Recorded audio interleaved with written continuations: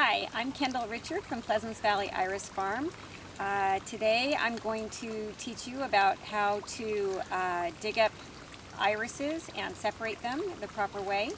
The reason you dig up irises and separate them is because after several years, usually 3 or 4 years, the irises get very compact and they don't have anywhere to grow. So they stop blooming as nicely as they normally would. So you dig them up, separate them, you have a lot more plants to give to friends or put around your garden, and then they'll bloom much nicer for you. The first thing that you do is, first of all, the reason or the time that you dig up irises is usually in August because the plants are semi-dormant at that time. When they're semi-dormant, they look not as nice as they do in the springtime. There's a lot of dead leaves and that sort of thing. So the first thing that I do before I dig them up is I clear away all the dead leaves so that you have a clean garden. And you just rip them off, kind of pull them out. It's not going to hurt them any. And clean up all of the debris around the plant so that you have an easier way of working with the plant. And then what you do is you use something like this is a great tool to use. This is what I use. And if you don't have one of these, a pointy shovel will be fine. And then you just go around the clump of your iris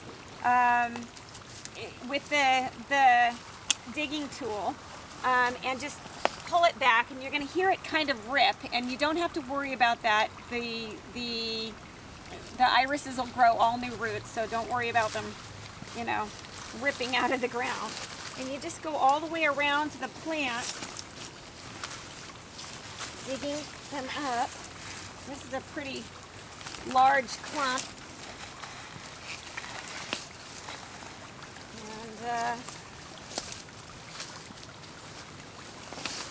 there you go. And I have a lot of new plants with this one.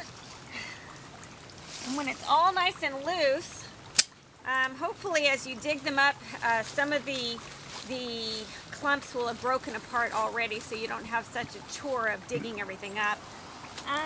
But you pull it out of the ground like that, and you can see you've got the rhizome here, the old rhizomes and the new rhizomes. You just shake off the dirt and pull off all those leaves again. And then you just, where the rhizome connects to the other rhizome, you just break it right apart, right where it connects, like that. And all of these are new little babies that will be full rhizomes next year. They'll be good-sized rhizomes next year, and then you can plant those separately next year. But I would not suggest breaking them off now. And then you just replant this in the ground. You don't need to, to break them all apart at this time. Just, well, this one is, I just plant this whole thing in the ground as a new plant. And then you just continue on with the clump, pulling out the new rhizomes.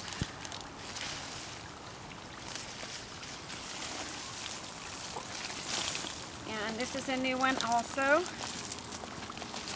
And by next summer, all of these will be fully grown plants. And you'll have quite a few on this plant as well. And here's another one.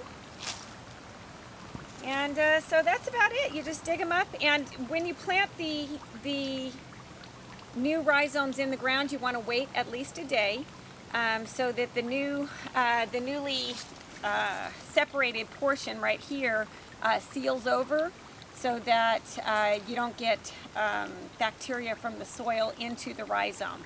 You can also sprinkle it with Ajax or Comet Cleanser, and that will also take care of the problem so that you don't spread any kind of disease into the plant. And that's about it. Thank you for joining us today, and if you'd like to see more videos, you can visit our website at www.irisfarmer.com. Thank you.